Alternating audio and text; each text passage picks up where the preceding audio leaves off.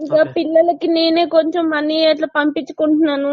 ఇప్పుడు అంటే మీ కేసు వేసేంత లేదన్నయ్య. అంటే అదే నేను అమ్మా. కానీ వాళ్ళు అంటే నాశనం అయిపోవాలన్నయ్య. వాళ్ళైతే నాశనం అయిపోవాలి.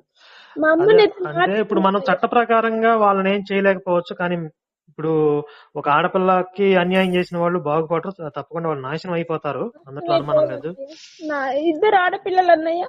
వాళ్ళని చూస్తే ఏడుపు వస్తుంది. అమ్మ గుర్తొస్తుంది అక్క అంటే ఎంత ఏడుపు వస్తుందో. వాళ్ళు మొదలాడిపోతారు అన్నయ్య. వాళ్ళు నాశనం అయిపోతారు.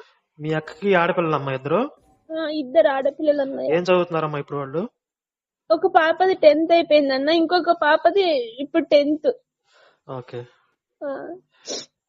ఎక్కడుంటారు వాళ్ళు ఇప్పుడు? వాళ్ళు హైదరాబాదేనా? వాళ్ళు హైదరాబాద్ లోనే ఉంటారు అన్నయ్య. అమ్మ దగ్గర ఉంటారు. మనం శివశక్తి తరపు నుంచి ఏదన్నా కొద్దిగా ఆర్థిక సహాయం అందేలాగా చేద్దామమ్మా మీకు, ఆ పిల్లల చదువుల కోసం. థ్యాంక్స్ అన్నయ్య.